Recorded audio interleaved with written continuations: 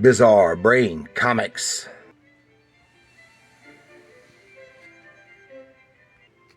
Ah.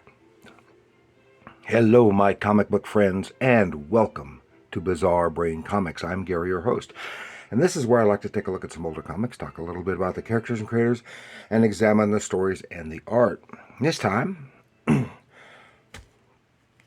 going to go back to 1970s television and take a look at The Man from Atlantis. Of course, which was a TV series. And Marvel did a tie-in comic series as well. It's a book series that ran for 7 issues. I have issue 1. We're going to start here looking with issue 2, and I have issue 1 somewhere, but I don't know why. But if you've never seen it, just so happens that yesterday, that's yesterday as of this recording, which won't get uploaded for about a week, but yesterday as of this recording, Higgy at Higgy Pop Comics got some stuff at a Comic-Con, and what just how happens that one of those books was issue 1 of The Man from Atlantis. So if you've never seen the, issue 1 of The Man from Atlantis, you can go there and you can see it. But here we're doing. I'll just briefly go through these. This is issue 2. This is the Ernie Chan cover.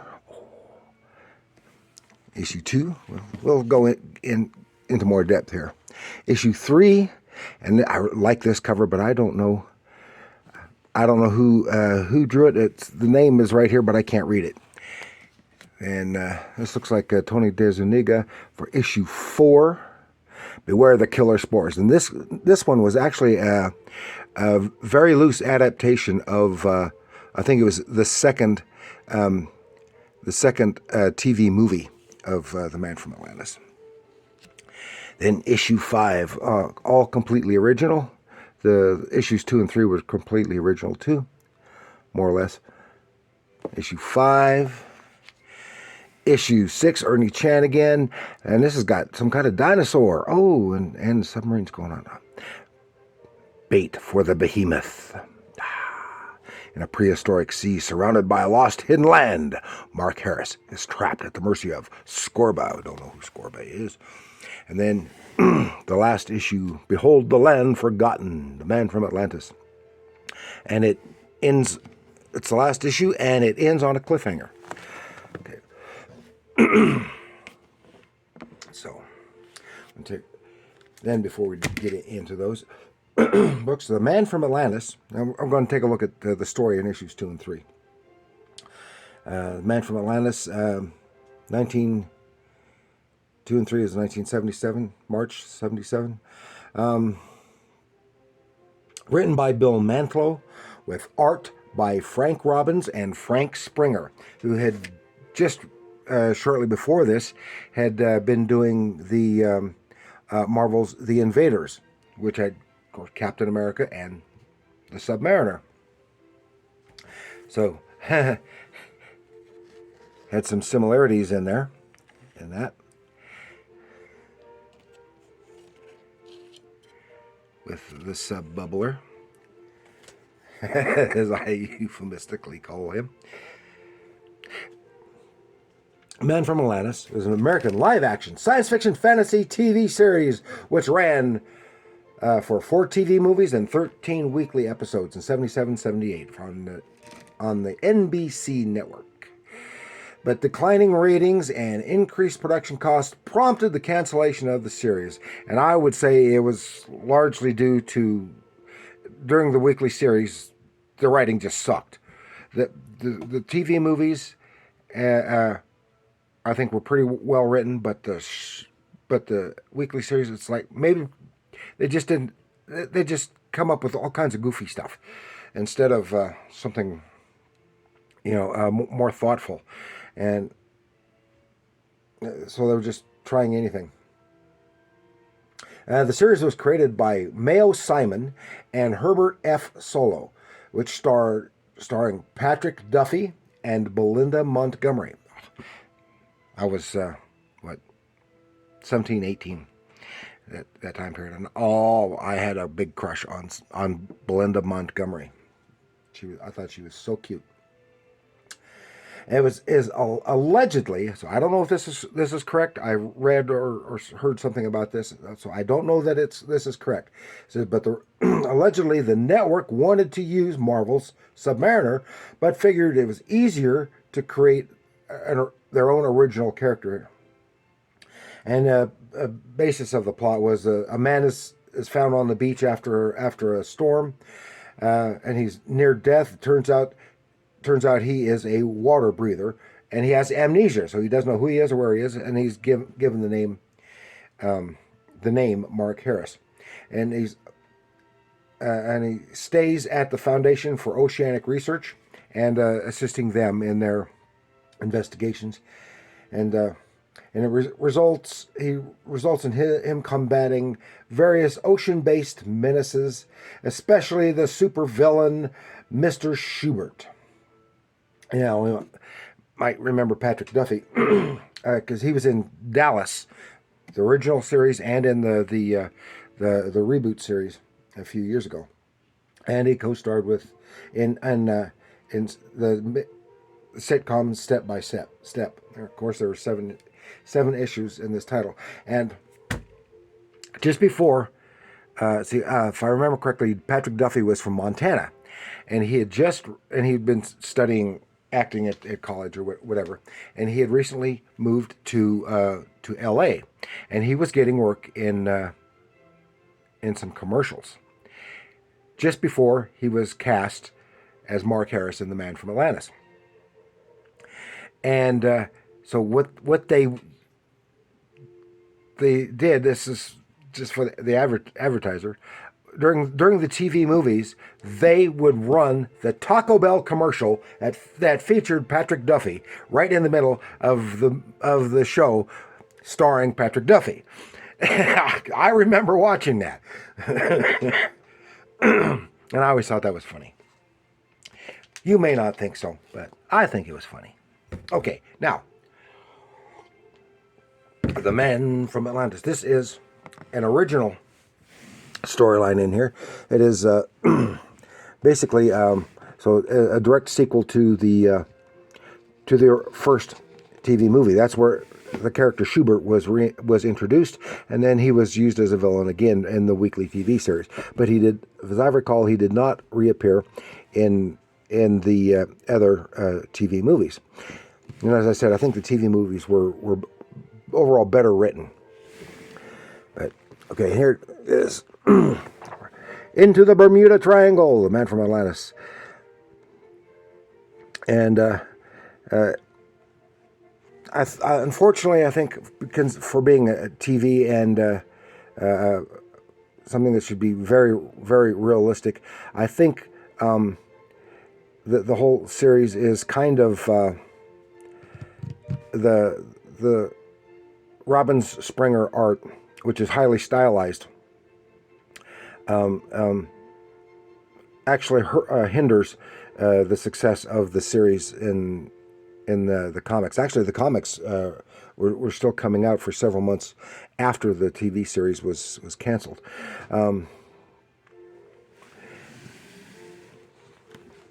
But I still enjoy it, and I like Frank Robbins' art, but it probably doesn't work as well here. Anyway, here he is in the pool, and he's racing dolphins. He can communicate with critters, and here he comes.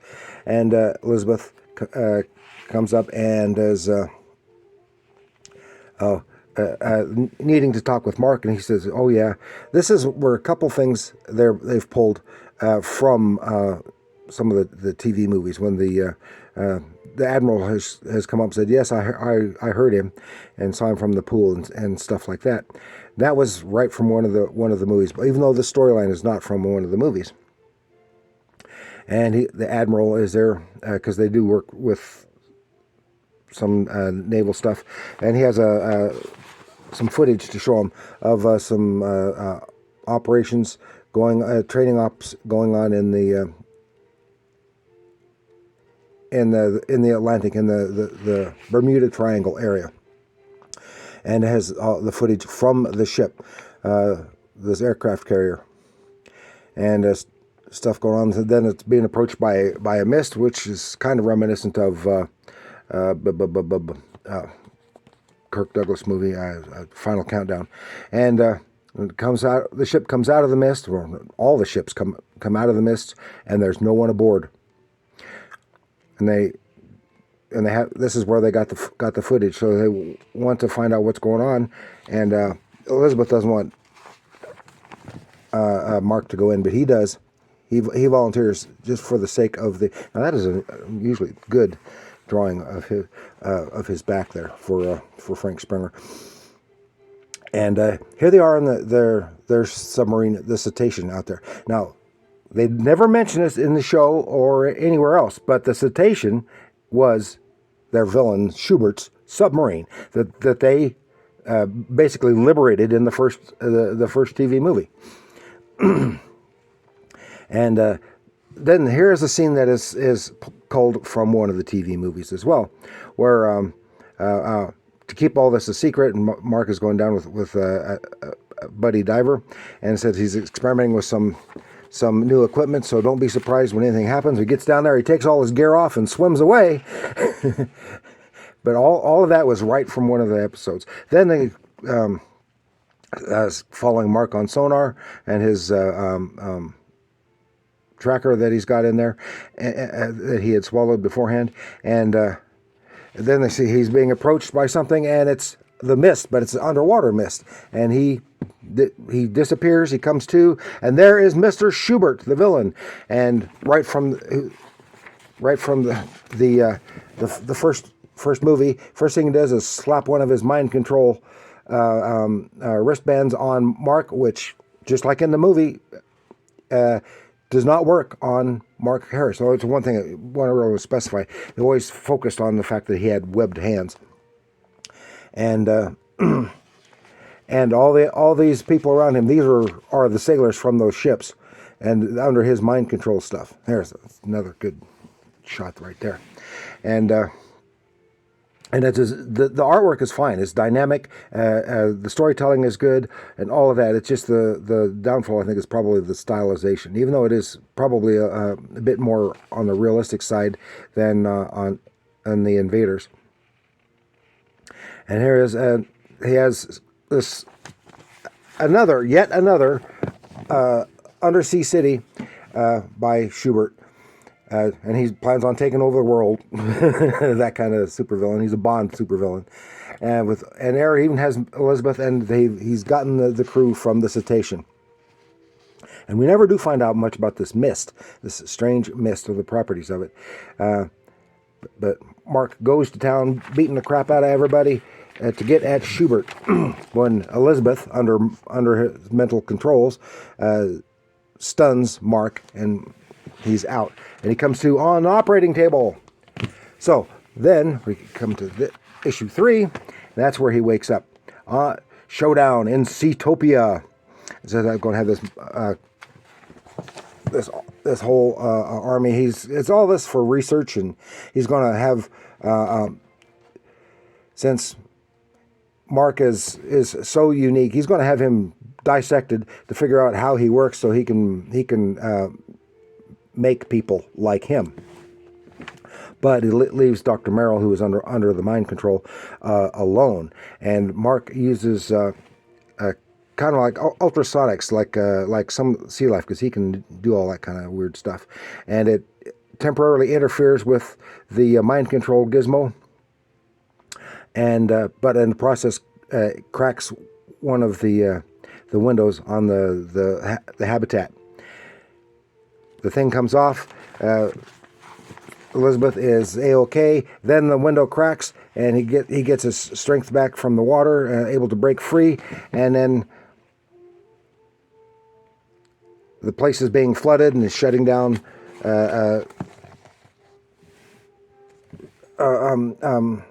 watertight doors, trying to secure the habitat. And Schubert doesn't care about his own people who may be drowning. And but Mark saves them all, gets their mind control things off, and goes after Schubert. Well, this is really hard on Schubert because spoiled again. He goes to his mist, and we still don't know the origin of the mist, whether it's living or something that he created or what, but he has modified it. It will dissolve everything. And he releases it into the habitat and then gets on his own mini sub escape. Of course, there's fighting here while he's trying to stop him, but he still manages to escape while he releases that mist. He gets away, and then the mist is coming after Mark Harris, and everyone else is trying to get to the cetacean to get off there. Now, that's a big boat, but there's no way it's going to get all the thousands of crewmen from those ships on that submarine. So Mark Harris is trying to fight against the mist, keep away from it, and he gets in the same. Here's a nice bit of good storytelling. Parallel events happening at the same time, and Mark gets out through this escape hatch that launched the mini sub as the Seatopia comes crashing in, and the cetacean with all the people have gotten away. But Mark is right there, and he's trying to stop that little mini sub, and but he turns on his afterburners. But then he goes, the mist, and it's a second mist, and Schubert and his mini sub disappear into that mist. Don't know what happened to him or anything like that. And then Mark and everyone else, it gets to the surface, to the safety of the ship, the cetacean. And that is the end of that storyline. And I really enjoyed it. It's elements that are recycled from the movie, the first movie, and some of the other stuff. But it's quite an interesting show, interesting read, and I loved the Man from Atlantis TV show in spite of the poor writing of the weekly series. But so that's what I've got for you this time. Little stroll down memory lane to the TV show of The Man from Atlantis, starring Patrick Duffy. So I hope you enjoyed that. So please like, share, and subscribe, and let me know in the comments below what you think of Mark Harris, what you thought of the TV show, if you've ever seen it. I was going to show a clip from the show at the beginning. I can't find my DVD set. Yeah, I have the whole series on DVD. But let me know what you think. The show, the comic, the art, the writing, all of that stuff in the comments below. And remember, comics are art.